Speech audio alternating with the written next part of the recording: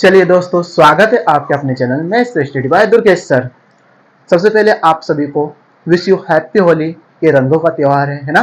तो आप लोग खूब एंजॉय करिए होली को और साथ साथ क्लास को भी देखिए। तो हमारे क्लास कक्षा 10 का गणित चल रहा है, जिसमें अध्याय 1 प्रश्नावली 1.1, जिसमें क्वेश्चन नंबर आज पढ़ने वाले हैं क्वेश्चन नंबर 6। पिछले 5 क्वेश्चन मैंने अच्छे से करवा दिए, उसके 5 वीडियो मैंने बना दिए। आपने अगर वो नहीं देखे तो प्लीज उसको आप देखें, ठीक है। और ये आप लोग छुट्टी मना रहे हो, आप लोग पेपर हो चुके हैं, है ना। अब नया सत्र स्टार्ट अप्रैल से होने वाला है। तो आप लोग क्या करना है कि अपनी कंटिन्यू जो तैयारी वो छुट्टियों में करते रहना। तो आपको क्या, जो नया सीजन स्टार्ट होगा तब आपको कोई दिक्कत नहीं होगी दोस्तों। तो स्टार्ट करते हैं आज की क्लास बहुत ही अच्छे तरीके से, ठीक है। चलिए, क्वेश्चन ये व्याख्या कीजिए कि 7 गुणा 11 गुणा 13 प्लस 13 और 7 गुणा 6 गुणा 5 गुणा 1 तक गया प्लस 5 भाज्य संख्या है दोस्तों। तो आपको ये पता होना चाहिए कि भाज्य संख्या होती क्या है। भाज्य संख्या वे संख्या होती है दोस्तों जिसमें एक और स्वयं के अलावा किसी और संख्या का भाग चले जाए। एक और स्वयं के अलावा, ठीक है। एक और स्वयं के अलावा मतलब समझ रहे हो आप लोग। जैसे मान लो ये है, मैंने 12 लिखा, ठीक है, ठीक है। तो इसमें एक का तो भाग जाएगा, आपको तो पता है कि एक का तो सभी में भाग चले जाता है, कोई सी संख्या एक का भाग चले जाता है। और स्वयं मतलब 12, 12 अपने आप में क्या है, स्वयं है ना। 12 अपने आप में क्या है, स्वयं। तो स्वयं का एक भाग चले जाए और एक का भी चले जाए। इसके अलावा कोई तीसरी संख्या है, अगर कभी तीसरी संख्या है तो वो भाज्य संख्या कहलाएगी। तो हम बोल सकते हैं इसमें 3 का चले जाएगा और किसका चले जाएगा, 4 का, ठीक है। 3 का भी चले जाएगा और 4 का भी चलेगा। तो इसमें एक से अधिक मिल गए, मतलब एक दो तो होना चाहिए, एक और स्वयं के अलावा कोई तीसरी संख्या हो या चौथी, मतलब एक भी मिल गए तो आप बोल सकते हो उसको भाज्य संख्या है दोस्तों। इतना क्लियर आप लोग हो गया है ना। तो वही चीज हमें यहाँ देखना है। अगर जो संख्या इसका गुणा करने पे आएगी वो अगर कभी एक और स्वयं का अलग कोई और तीसरी संख्या में निकल गए तो समझ लोगे ये भाज्य संख्या है। देखते हैं करके इसको। चलो, ये क्वेश्चन पहला यहाँ देख लेते अपन। 7 गुणा 11 गुणा 13 प्लस 5 और 13, सॉरी। आप देखो दोस्तों कि कॉमन निकालते आना चाहिए। कॉमन मतलब उभयनिष्ठ। उभयनिष्ठ क्या होता है, हमेशा प्लस और माइनस में से ही उभयनिष्ठ निकालते हैं। गुणा जो रहता है वो अपने आप में एक टर्म होती है दोस्तों, एक ही अंक, मतलब समझ सकते हैं कि उसको एक ही संख्या बोलेंगे अपन। और जहां से प्लस और माइनस आ गया दोस्तों तो क्या हो जाएगा, 2 संख्या बदल जाएगी, है ना। तो यहाँ काउंट करो तो इसको हम यहाँ से यहाँ तक क्या पढ़ेंगे, एक संख्या और दूसरी संख्या प्लस माइनस उसको अलग करती है दोस्तों। ये अच्छे से याद रखना आप लोग। तो कॉमन हमेशा प्लस और माइनस के बीच में से ही निकाला जाता है। तो हम बोलेंगे कि देखो ये तो एक ही संख्या है, मान लो 13 इसमें है और प्लस 13 इसमें भी है। तो 13 इसमें से कॉमन निकालना है, बाहर निकालना है। तो 7 गुणा 11 प्लस यहां से 13 निकल गया तो 1 बचा दोस्तों, ठीक है, 1 बचा। अब आप देखोगे तो कि हमारा क्या बना है, 13 13 13 तो बना है दोस्तों, है ना। 13 गुणा इसको जोड़ोगे तो 77 प्लस 1 तो कितना आएगा, 13 गुणा 78, है ना। एक जुड़ेगा तो 78 हो जाएगा। तो आप बोलोगे कि ये एक भाज्य संख्या है। क्यों भाज्य संख्या है, इसमें इस संख्या पूरा गुणा करेंगे तो हम बोलेंगे ये 13 से विभाज्य है। 13 से तो जाएगा ना, पूरी संख्या कुछ भी बनाओ आप 13 से काटोगे तो 13 से पूरी तरह कट जाएगा गुणा करने के बाद भी, है ना। 13 और स्वयं मतलब 78 से विभाज्य है ना। 78 से विभाजित है और 1 से विभाजित है, मतलब एक और स्वयं अलावा। मान लो इनका गुणा करेंगे तो क्या आएगा, 78 13 गुणा करते हैं ना। तो 8 या 24 की 4 हासिल क्या है, 2, ठीक है। 7 21 और प्लस 8 एकम 8 और 2 10, मतलब कि हो गए 31 31 की 1 हासिल का 3, 7 एकम 7 और 3 10, मतलब 10 जो 14 जो संख्या आएगी ये 13 से विभाज्य है दोस्तों। 13 से भी है, स्वयं से भी है और 1 से भी है, मतलब एक और स्वयं के अलावा, मतलब यहाँ लिख दूं मैं 13 14, ये एक और स्वयं के अलावा भी कोई और संख्या है तो बोलेंगे 13 है जो 13 से डिवाइड हो सकेगी दोस्तों। तो हम बोल सकते हैं कि यहां संख्या एक और स्वयं के अलावा तीसरी संख्या से विभाजित है, इसलिए यह भाज्य है दोस्तों, ठीक है। तो इतना सा आप लोग बताने की भाज्य है, क्यों संख्या बताना है। तो आप लोग पता है भाज्य संख्या क्या होती है कि एक और स्वयं का अलग कोई तीसरी संख्या निकल गई, समझ लो भाज्य। अगर नहीं होती, मान लो ये संख्या होती, इसमें एक और स्वयं का अलग संख्या का भाग जाता और कोई सी संख्या का भाग नहीं गया तो हम बोलते हैं भाज्य संख्या दोस्तों। अब दूसरा आपका क्या था, दूसरा आपको पता है 7 गुना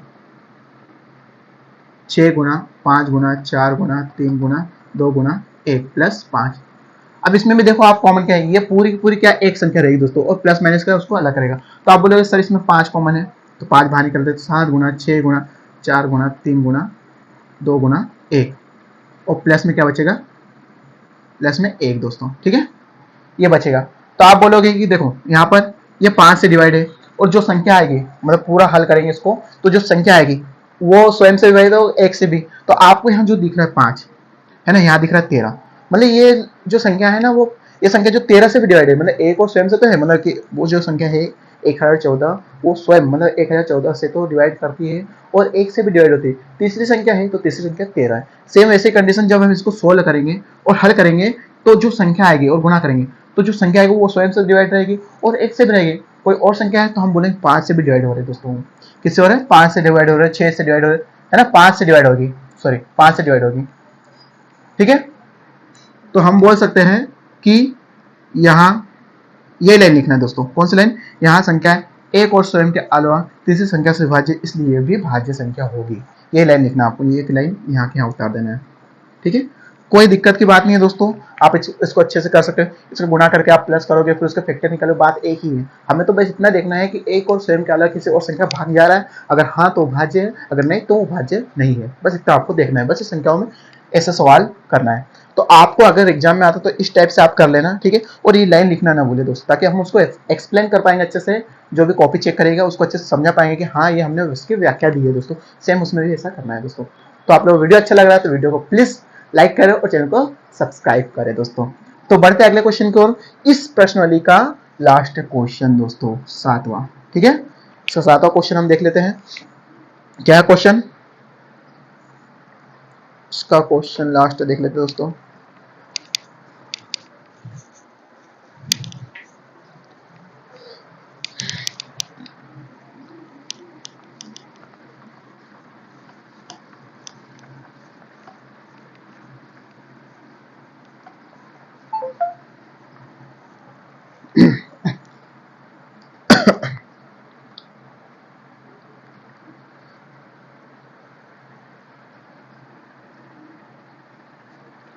ठीक है क्वेश्चन दोस्तों,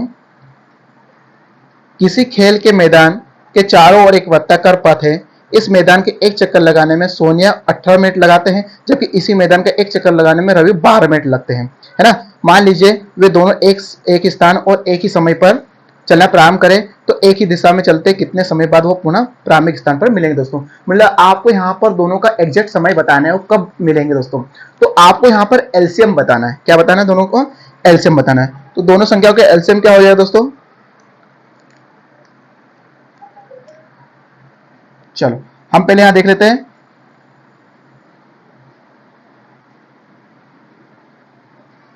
सोनिया को एक चक्कर लगाने में लगा समय कितना है दोस्तों, 18 मिनट, 18 मिनट, ठीक है। और ऐसा ही सेम रवि को एक चक्कर लगाने में लगा समय कितना है दोस्तों, 12 मिनट दोस्तों, कितना है 12 मिनट। में हमें ये देखना है दोस्तों कि दोनों तो अलग अलग समय, मतलब कि अलग अलग समय लग रहा है दोनों को चक्कर लगाने में, तो हमें इसका ये बताना है कि ये पुनः जब मिलेंगे, वापस मिलेंगे, तो कितने मिनट बाद मिलेंगे दोस्तों। तो यहाँ पर आपको एलसीएम ज्ञात करना है दोस्तों, है ना। तो एलसीएम निकालना है, तो हम एलसीएम निकालना सीख चुके हैं दोस्तों। दोनों संख्याओं के एलसीएम हम आसानी से निकाल सकते हैं, ठीक है दोस्तों। तो एलसीएम निकालना है आप लोगों को, तो एलसीएम निकालिए आप इनका। चलो ठीक है दोस्तों, आप पहले 18 के फैक्टर निकाल लो और 12 का फैक्टर निकाल लो, ठीक है। तो 18 के 2 से 2 नाम 18, 3 3 9, 3 एकम 3, ये डिवाइड हो जाएगा दोस्तों। सेम इसका 2 से 2 6 12, 2 3 6, 3 एकम 3, ठीक है। अब आपको क्या करना है कि 18 के भाज्य गुणनखंड लिखना है। 18 के भाज्य गुणनखंड 2 गुना 3 गुना 3, और इसको लिख सकते हो 2 गुना 3 की घात 2, क्योंकि 3 2 बार आया इसलिए उसकी घात 2 लिखेंगे। 3 3 बार आया तो उसकी घात 3 लिखते हैं। सेम यहाँ 12 के अभाज्य गुणनखंड क्या निकल गया दोस्तों, 2 गुना 3, तो इसको लिख सकते 2 की घात 2 गुना 3। यहाँ पर आपको अच्छे से समझना है फैक्टर जो हमने निकाले हैं। अब आप लोगों को निकालना है LCM, और LCM हमने पढ़ा है कि प्रत्येक अभाज्य गुणनखंड की सबसे बड़ी घातों का गुणनफल होता है ना। इसमें हमने पढ़ा है अच्छे से, क्योंकि हमने पिछले क्वेश्चन के थे LCM और HCF पे ही करे हैं, तो हम बोल सकते हैं कि HCF क्या होगा, LCM क्या होगा, LCM किसका किसका 18 और 12 के LCM क्या होगा, प्रत्येक अभाज्य गुणनखंड की सबसे बड़ी घातों का गुणनफल। हम इसको शॉर्टकट में भी निपटा सकते हैं दोस्तों, इसका एलसीएम 36 आएगा, हम कर सकते हैं ना। मतलब हमने एलसीएम मतलब तो है लोएस्ट कॉमन फैक्टर, मतलब हम बोल सकते हैं मल्टीपल, हम बोल सकते हैं कि 18 और 12 से डिवाइड होने वाली ऐसी छोटी से छोटी संख्या ढूंढना है आपको। छोटी छोटी, बड़ी तो मिल जाएगी लेकिन छोटी छोटी संख्या ढूंढना है जो इन दोनों से डिवाइड हो सके, है ना। तो 18 के पहाड़े में 18 पहाड़ा पड़ेंगे, 18 दूनी 36, 12 24, 12 चौक 48, सॉरी ये 12 की डिवाइड 6 होगी। तो देख लेते हैं हम कैसे करेंगे इसको। तो देखो सबसे बड़ी घात एलसीएम 18 और 12 का, तो देखो सबसे बड़ी घात यहाँ दो फैक्टर कौन कौन से, प्रत्येक अभाज्य गुणनखंड, मतलब वो अभाज्य गुणनखंड कौन कौन से, 2 और 3 है, 2 और 3 है, 2 और 3 के अलावा कोई गुणनखंड नहीं है। हमें ये देखना है डबल है तो उसको काउंट नहीं करना है, एक ही बार काउंट कर, तो 2 और 3 है, तो 2 और 3 का सबसे बड़ी घात हो गुणनफल। तो 2 की घात यहाँ 1 है, यहाँ 2 है तो 2 की घात 2 लेंगे, यहाँ 3 की घात 1 है, यहाँ 3 की घात 2 है तो 3 की घात 2 लेंगे। अब इसको सोल्व करें 2 गुणा 2 लिखेंगे, इसको सोल्व करें 3 गुणा 3 लिखेंगे, तो 4 गुणा 9 और 9 चौक 36, इसका मिनट, ये 36 मिनट क्या आ जाएगा इसका LCM दोस्तों। ठीक है दोस्तों, तो ये था हमारा पर्सनली 1.1 के सारे क्वेश्चन हमारे इस क्लास में, और पिछले 5 क्लास को मिला के सॉल्व होता है दोस्तों। ठीक है, तो आप लोग क्लास अच्छे लग रहे हैं तो प्लीज वीडियो को लाइक और चैनल को सब्सक्राइब करें दोस्तों। और आप लोगों को फिर से एक बार होली की बहुत बहुत शुभकामनाएं, है ना। एंजॉय, जय हिंद, जय भारत।